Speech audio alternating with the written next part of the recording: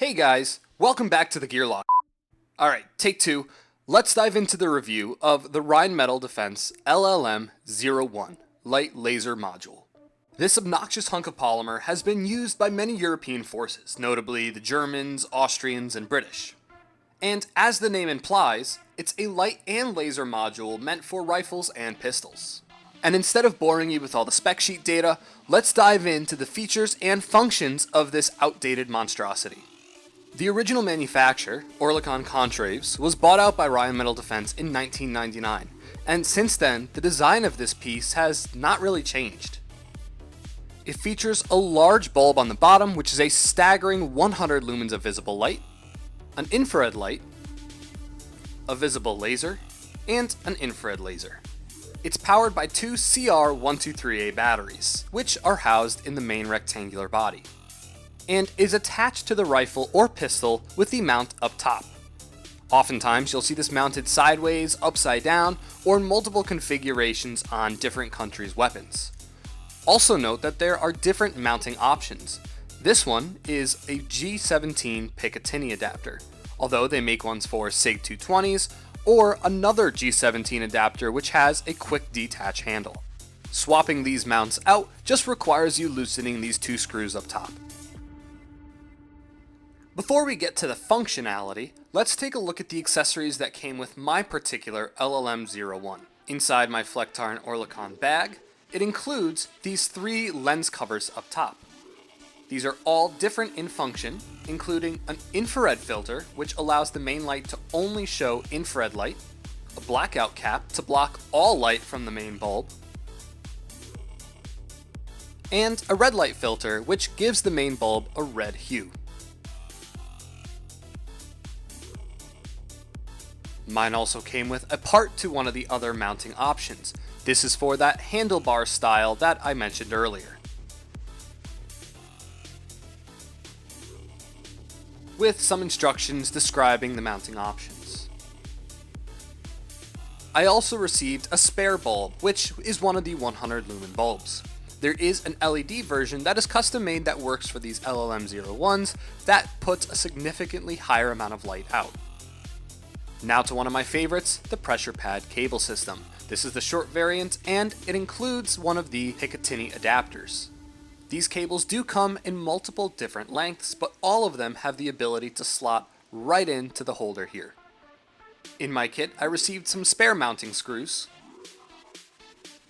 manuals, spec sheets, all this sort of paperwork, info cards for all of the issued equipment that goes along with this LLM01, and more general user information.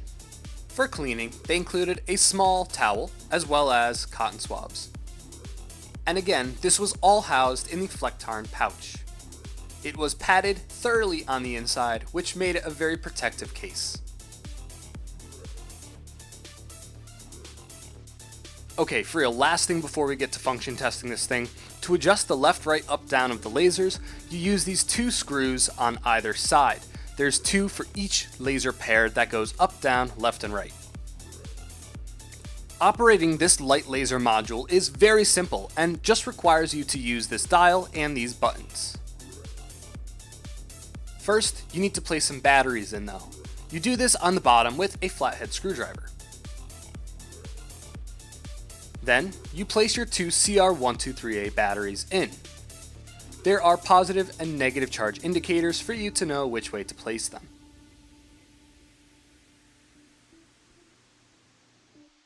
Close it up, and you're ready to go. Let's test the first visible setting. We turn it downwards just a little bit. The buttons on the side, when pressed once, will turn on a laser, and then off by pressing it once again. You can turn on the light the same way, but with the rear middle button. These can both be turned on simultaneously as well, and will act independently.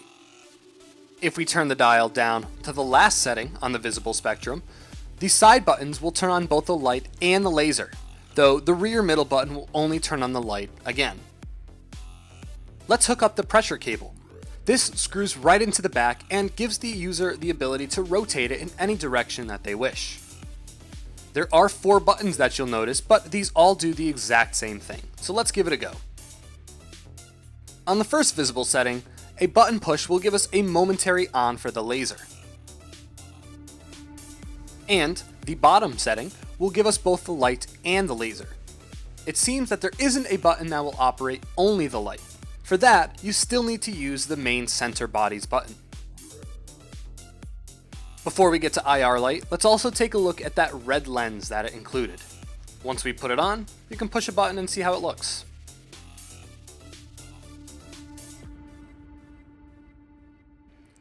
And here's a front view of both light and laser operating.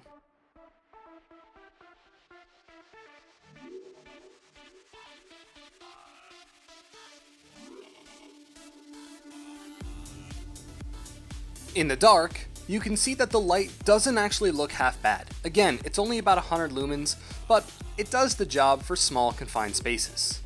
And the laser is very bright, although eye safe due to the limiter. Using night vision, let's take a look at the infrared laser. It does surprisingly well and is very bright, although again, eye safe. But what peeved me about this system is that I couldn't operate the infrared light without also using the infrared laser, as seen here. I also found that the center button operated the visible light no matter what mode it was in. Just to show you one more time, here's the infrared light and laser again simultaneously.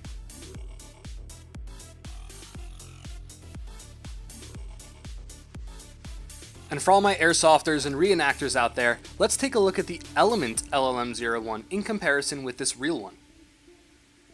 Of course, the body of the Element one is significantly cheaper, and it also has an incorrect pressure pad cable. The markings aren't half bad, though they're definitely not exactly it. They're pretty close though. I wouldn't really notice from further away. Where the Repro shines though, no pun intended, is in its functionality.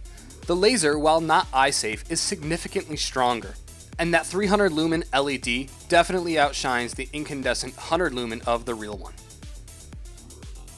I have tested the infrared functions of the replica one, so go check out that video if you want to see how that one performs.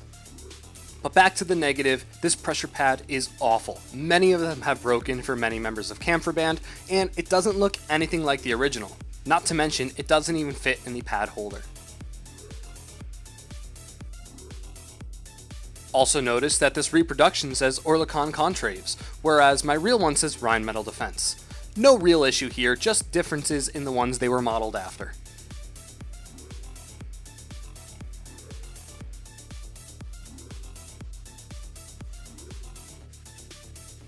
Well, that's gonna about wrap this video up. Thank you guys so much for checking out my overview and function test of the Rheinmetall Defense LLM01. I hope you enjoyed the video, and if you want to see more content like this, leave a like and comment below. This is The.Gear.Locker, and we'll see you guys in the next one.